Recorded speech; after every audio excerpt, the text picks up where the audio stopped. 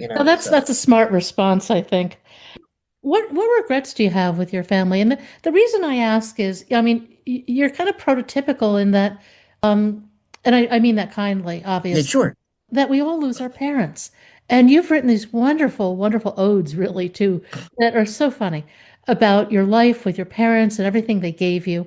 Um, what do you miss most? And what did they more? I guess really my question is, what did they teach you? What lives on from their lives through yours? Well, okay, so what lives on with them is, how to deal with people. I'm very good, dealing with people, even people that, might not be friendly to me or people that I disagree with, because my dad wasn't opinionated. He knew how to kind of lay back and kind of play with people, even people that were totally different, than him. And he once told a Catholic priest, he went to a Catholic college, went to DePaul University, and eventually, as my dad, got successful in business, he was on the board of DePaul, and it was run by Jesuits, and there was all these priests on the board. And then there's my dad on the board, and he went up to one of the priests. And he says, Father, I don't eat meat on Fridays either during Lent. You know why? Because just in case one of us is wrong.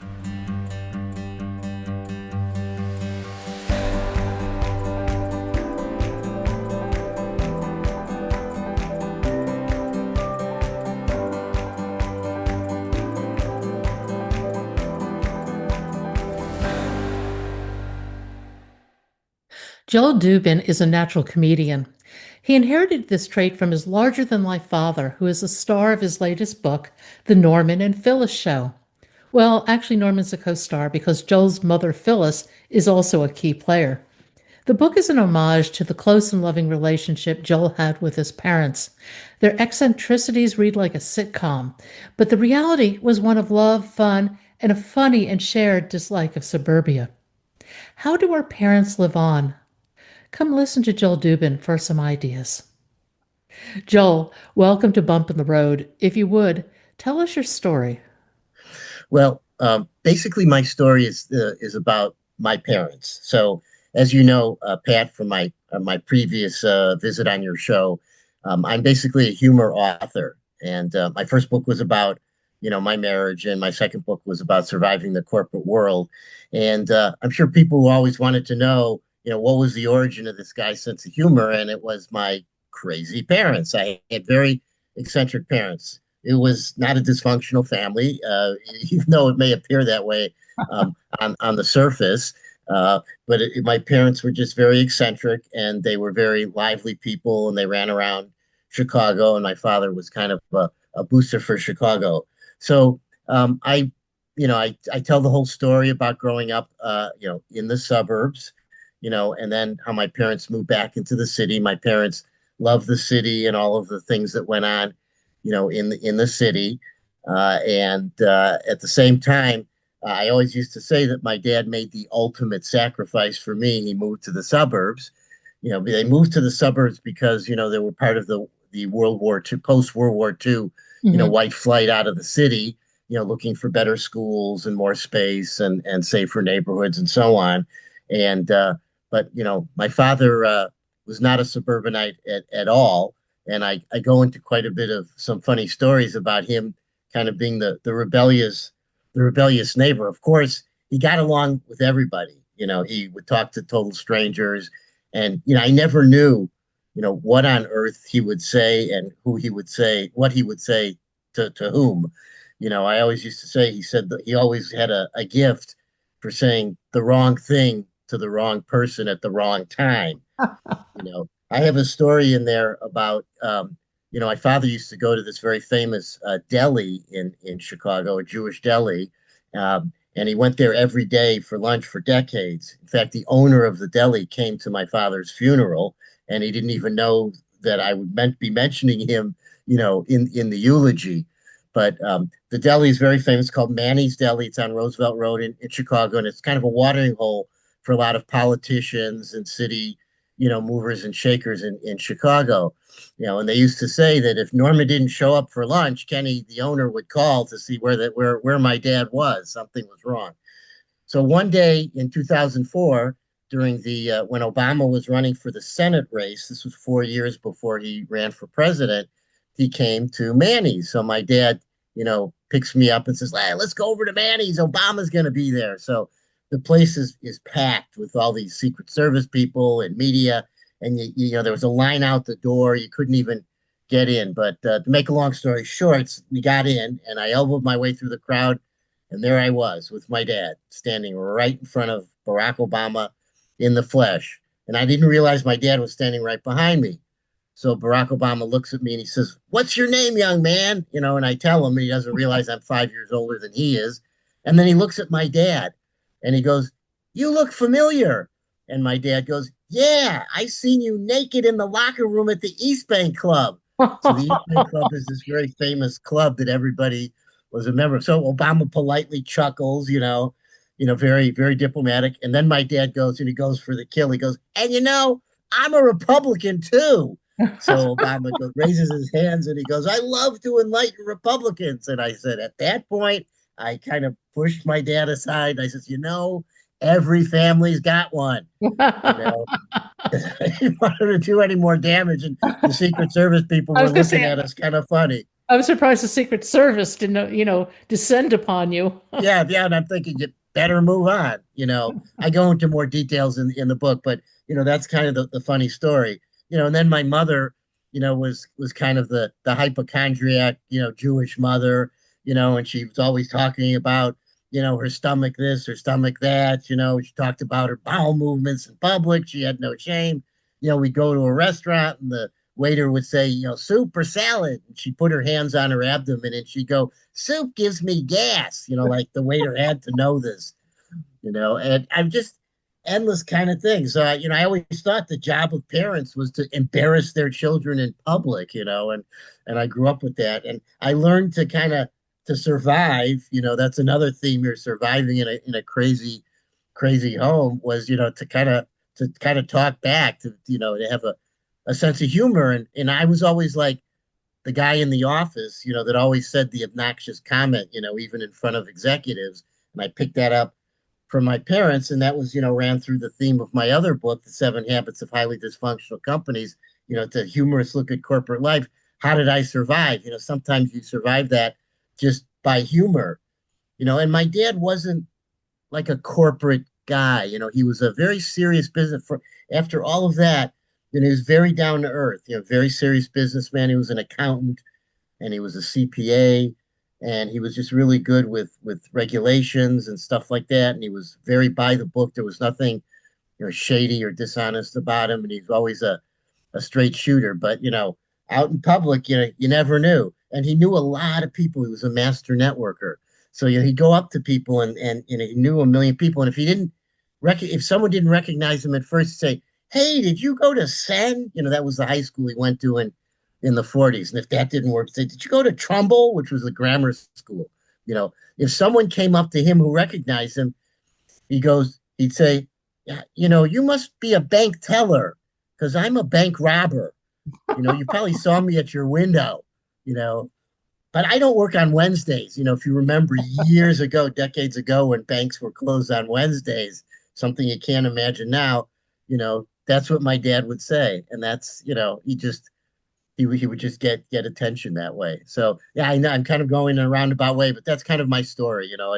It was kind of the root of my sense of humor, my ability to communicate with people, my ability to network. And that's what I really learned from my parents, and that was what helped me write my other two books. My father said at his 50th wedding anniversary, at the party when he gave a little speech, he goes, I don't know how for 50 years I could always be wrong with Phyllis. And that's kind of where the title for my book came from. Yes, Dear, A Husband's Guide to Marriage. So, I kind of picked that up from my dad. My dad was always the one that used to tell me, he was full of these little pithy life lessons, which are really kind of jokes in disguise.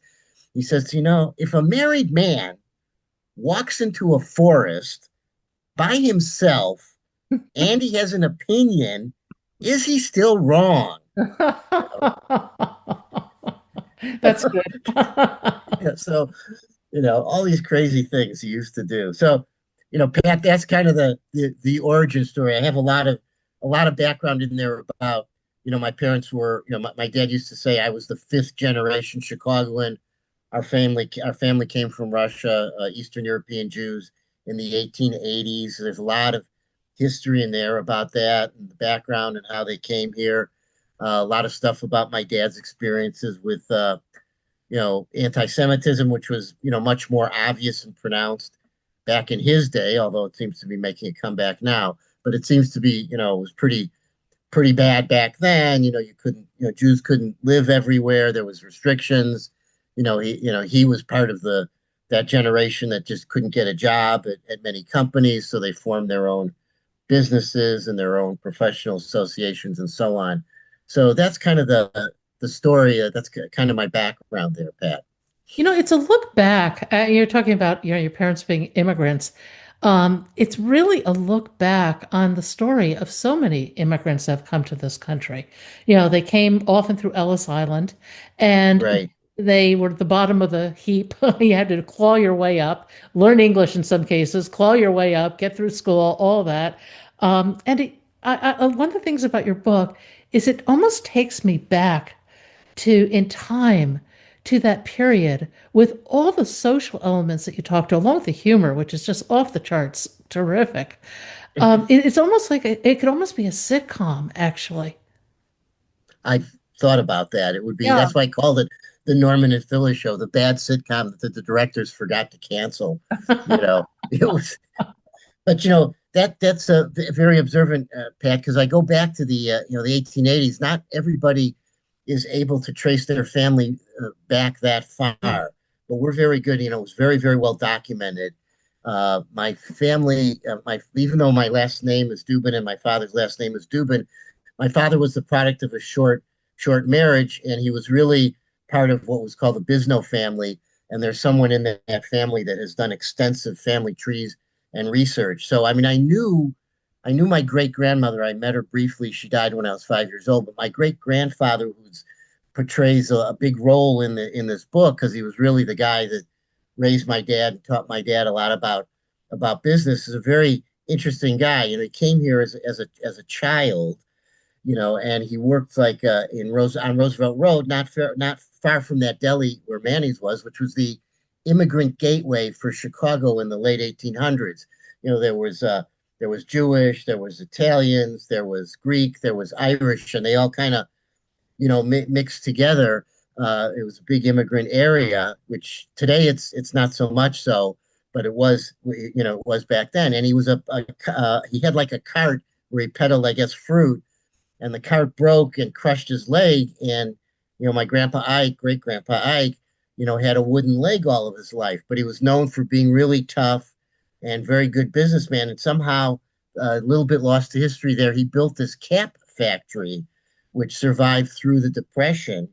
And he made a lot of money, did very well. It's interesting that, he had that cap factory, not, had he So not sold that what kind of factory was it? A camp factory? cap, like hats, like, Oh, like okay. Yeah, you yeah, can think back to like what you see in movies from like the 1930s and yeah. 20s, and men more wear these like caps. They don't wear them so much now, but it was a big thing back then. And my grandmother, was the receptionist at the factory, and it was a big part of his life. And it was in that Roosevelt Road area. But in the 30s, there was a lot of union activism. In fact, I have another Bisno cousin who was famous, Abraham Bisno, who wrote a book back then called Our Daily Bread, and it was about his union organizing. And him and my great grandfather didn't get along because my great grandfather was very anti-union running the factory. But union organizers threatened to burn down the factory, and he sold it to some uniform company. And this was just before World War II, and that uniform company obviously went to town and did very well with that business as part of the clothing and the uniform business. But I often speculate, that had that business survived, I would have been like the third generation, of the family that would have been running a clothing business. Again, it's like a stereotypical Jewish business. They call it the shmati business, shmati being meaning rags, which is also kind of double meaning clothing, in Yiddish. And you mentioned about learning English. So, again, my grandpa Ike died a month before I was born, but apparently he had a very, very thick Yiddish accent. and we had family in Wisconsin, and he used to say, we're going up to Wisconsin to see the family up there in Wisconsin, and apparently he couldn't read in English, and my grandmother had to read all of his documents and everything to him. Of course, he read in Yiddish, and he would read the daily newspaper called the Forwarts, which was the Yiddish daily newspaper of the time, but very interesting character who I never met, but has a lot of impact on my life. I'm not sure how he'd react to seeing a book about him today. I know, of course, my father, if he saw this book, because I talk about my father was just full of tall tales and all kinds of bullshit he would fly. My father would say, that kid used to call me that kid, that kid wrote a book that won a Pulitzer Prize about me. You haven't won the Pulitzer Prize yet, though, but you're It working on hasn't won the Pulitzer Prize yet because I have an uncle who was in reached the level of captain in the Navy, and my dad used to go, my brother-in-law, the admiral, and then the next time, my uncle would say, "Did he make me Secretary of Defense yet?" I said, "No, Ronnie, that's coming. That's what he's going to tell people next." So, it. What are some of your favorite stories from your father?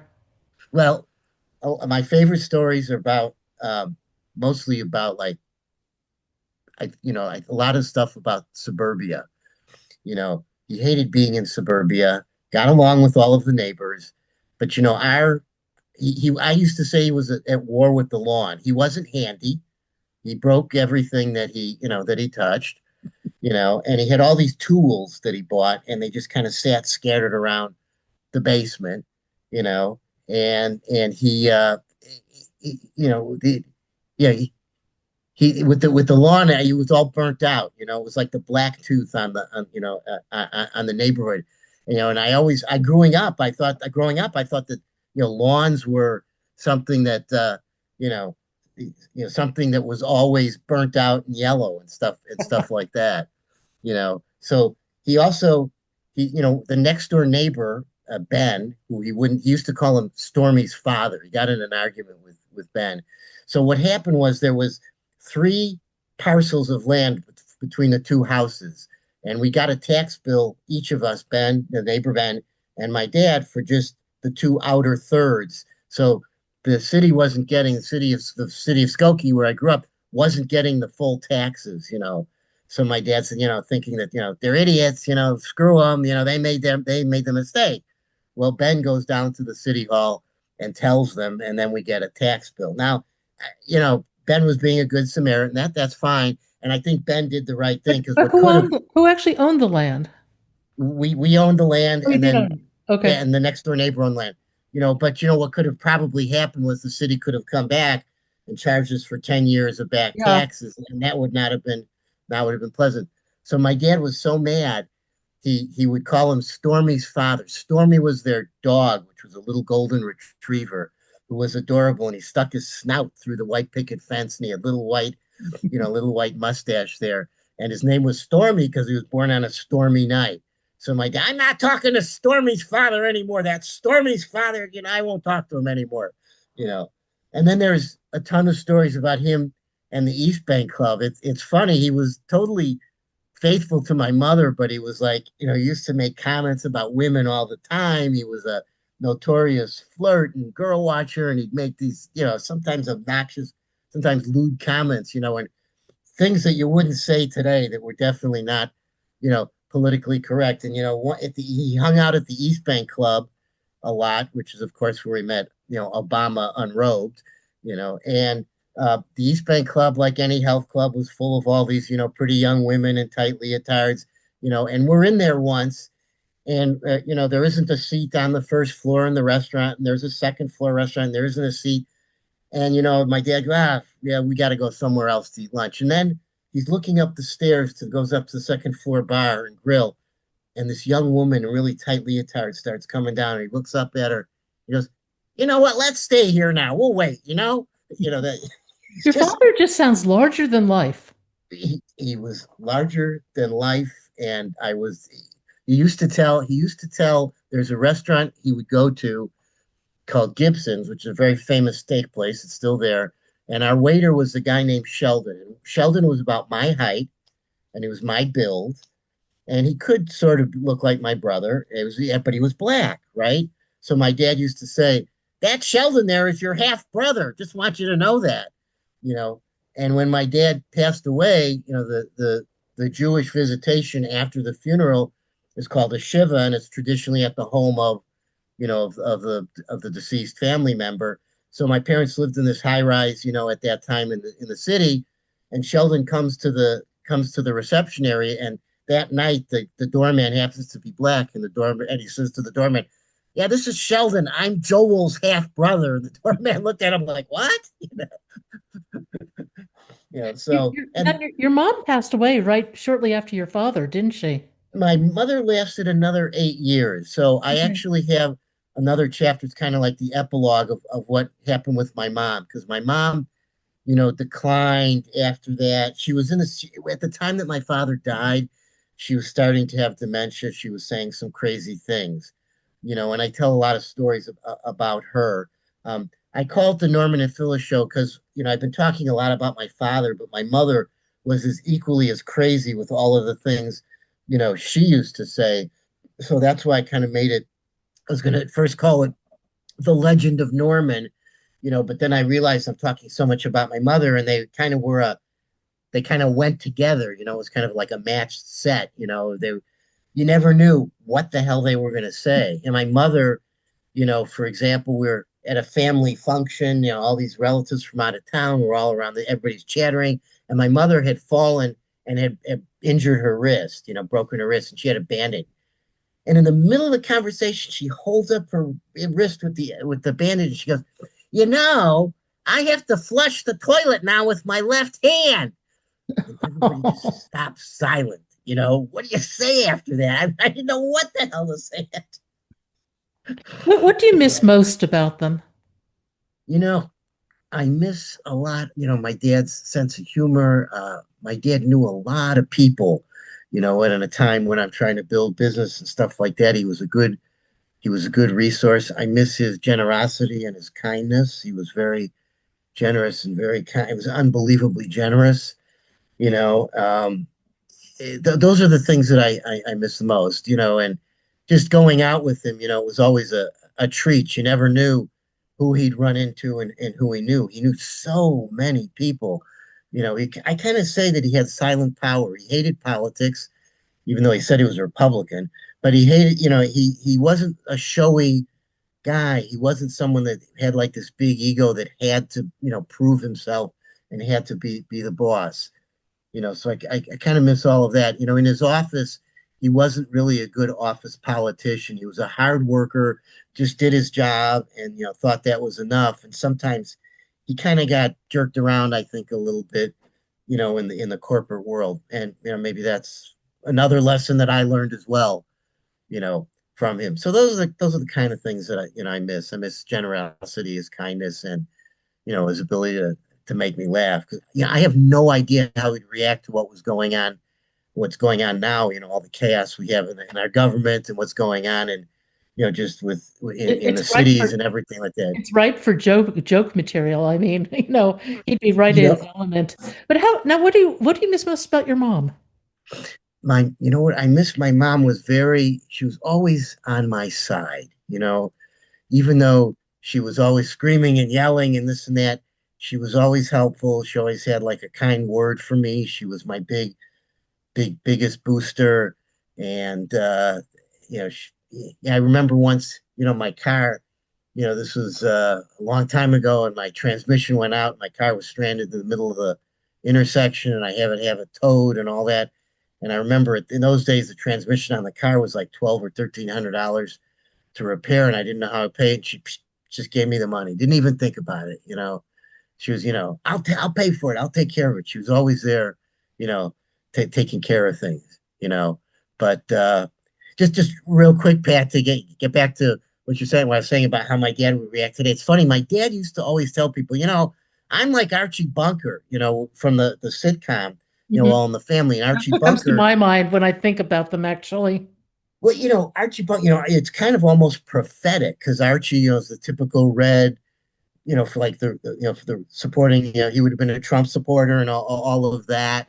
And it's just really interesting. But my dad really wasn't like that. I don't know. He just used to say that, I think, to get attention. He used to say things sometimes, to get people's, attention because he really wasn't like that.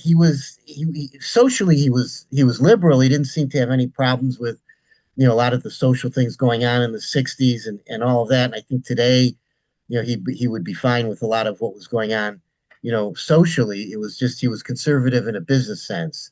He was an Eisenhower Republican, in other words, wanted, less taxes, more control, less unionization, that kind of a thing. It wasn't, about all of the social issues that were going on. He used to say when he talked about, for example, about abortion or these things, so what does this have to do with my business? Nothing, Now so that's a smart response, I think. yeah. What regrets do you have with your family? And the reason I ask is, I mean, you're kind of prototypical in that, um, and I mean that kindly, Yeah, obviously, sure. that we all lose our parents. And you've written these wonderful, wonderful odes, really, too, that are so funny about your life with your parents and everything they gave you. Um, what do you miss most? And what did they, more, I guess really my question is, what did they teach you? What lives on from their lives through yours? Well, okay, so what lives on with them is, how to deal with people. I'm very good, dealing with people, even people that, might not be friendly to me, or people that I disagree with, because my dad wasn't opinionated. He knew how to kind of lay back and kind of play with people, even people that were totally different, than him. And he once told a Catholic priest, he went to a Catholic college, went to DePaul University, and eventually, as my dad, got successful in business, he was on the board of DePaul, and it was run by Jesuits, and there was all these priests on the board. And then there's my dad on the board, and he went up to one of the priests. He says, Father, I don't eat meat on Fridays either during Lent. You know why? Because just in case one of us is wrong, you know. So that priest one day, that very same priest, walked into this restaurant Saturday night, Gene and Giorgetti's, which is another famous steakhouse where we used to go. And as soon as he walked in the door and he looks at my dad, he burst out laughing, and he came over and gave my dad you know, a big, a big hug. So those are kind of the things that that I miss, and those are kind of the lessons that I learned. And in terms of regrets, I think there was some other things now today, in retrospect, that I could have learned from my dad, about handling some business affairs and just some difficult personal situations that I've had. And he always was there with some good counsel, But humor was the best medicine. I mean, he just could say these totally off the wall things. He wasn't like an angry guy. He was just goofy. And obviously, his humor lives on for you. What Yeah, what advice would you have for, we're all losing parents or we've lost right. parents. Um, it's just kind of part of the life cycle, and It is. not easy. What advice do you have for people who are facing having elderly parents and losing them shortly? Boy, you hit the nail on the head, because I'm working on my next book, which is all about taking care of elderly family. Because my both of my parents, and then my wife Sarah's, her parents, they all passed away within 10 years, in the past 10 years. So we figured out that we've had it taken care of in our lifetime, seven elderly family members, Hmm. four of whom are our parents. And it just it's so we're real experienced in this, and that's what I'm it's not really a humor book, although there's some humor in the book, Not a because humor book? Are you sure? well, there is some humor in there, because there's some crazy things that went on, with my mom and my parents when they're older. So I guess the best advice is, you kind of have to roll with whatever happens. My parents they didn't really fight me in terms of, when they needed care and they needed help and all of that. My father he lost his mind because he had this illness, and he was on this medication that gave him dementia prematurely. I go into that in the book, and he was just saying things they weren't funny anymore. They were really, off the wall, and they were definitely something of someone that had some, that was affected, mentally. But this was, at the very very end, and I kind of had to bite my tongue and just kind of rolled with it. Pat, it's a little bit difficult to kind of tell say kind of a general thing because a lot of people do have issues with their parents up until up until they pass. What I would say is that the best thing you can do is try to resolve any issues with your parents early on. So when they pass, there isn't any regrets like this. I should have said this, or I should have done this, or I could have had a better relationship. No doubt that I don't talk about it a lot in the book, and it wasn't a real big thing, and it wasn't a deal breaker. Just like any other kid growing up, I went through my own adolescent rebellion stuff, and I had some battles with them here and there.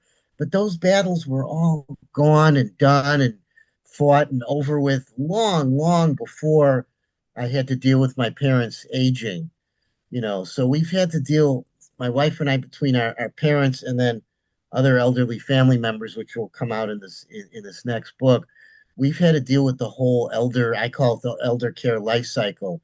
My father was a CPA and an accountant, and he had all the paperwork ready and in order. Some families don't. He had wills and powers of attorney and all of that. The one mistake he made, and this is the chapter I'm working on right now in the book, he didn't have me listed as like a successor in these things, and he had everything was supposed to be run by my mother. And toward the end, my mother started to get dementia and was babbling on and couldn't take care of things, and attorneys and bankers wouldn't talk to me. And then finally, we figured out how to get around that, and then I was able to take control. So that's one of the things. The other thing is just not so much emotionally, but make sure everything is placed. There's understanding.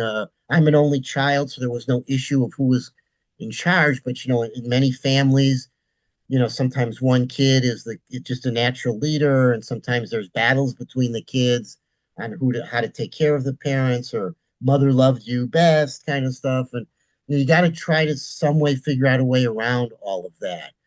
And when your parents resist, you may have to just let them be, because the saying that I say is nature always wins. They're eventually they'll get sick enough where they'll have to maybe be put in a nursing home, and it won't be an issue anymore. Even if they resist, there may not be a choice. Yeah. You know, it's just you're going to have to do it. And again, my father went pretty quick. It was within a period of a month that his disease caught up with him, and then he went. He didn't linger in a nursing home for a long time. But when he was in the hospital before in the nursing home, he was yelling and saying crazy things, and I knew this was not my dad anymore. This isn't what came from his heart. Wasn't it You hard though know, to separate yourself from his behavior? And did you you, take you did you take any of it sometimes. personally? Yeah. Yeah, sometimes it was, but Pitt, I was never in a situation where it was serious enough that I had to apologize for him or say, don't disregard what my dad said, kind of a thing. Or I had to call afterwards someone and say, my dad was really inappropriate. He was humorous, but not inappropriate, if that makes sense. I Yeah. mean, to tell Obama that you saw him naked in the locker room is just really off the wall, but it wasn't really dangerous or bad or anything like that. It's just, Well, the Secret Service might have had a different perspective on that. the secret, yeah, because the Secret Service is looking at us like, oh my God, better get out of here, you know, and so I never had to apologize for him. I never said, wow, that was my dad, blah blah blah, kind of a thing. So uh, yeah, but again, the aging part is very difficult, and it came upon us quite sudden. And with my mother, she lingered for another 8 years, and it was gradual. I mean, when she went into a nursing home, it was kind of funny. I found a very intimate little nursing home that was very nice that I put her in, and very nice staff. First day I go to visit her, the woman in the wheelchair next to her says, "We're keeping an eye out for your mom." I thought, geez, I didn't know there was a gang in the nursing home. I pictured a tattoo on her arm that I didn't lift up her blouse that said, elder babes, hell can wait, that kind of a thing. But that woman was the enforcer in the day room, and she made sure everybody was taken care of. But again, I never had to apologize for them, even as crazy as they were. I was never afraid to take my dad somewhere that he would, act up inappropriately. What would you say to them if you could see them now? you know, Dad, I wrote this book about you. I think you'd be really, really proud. That's probably what he was. I hope I captured you well. You know.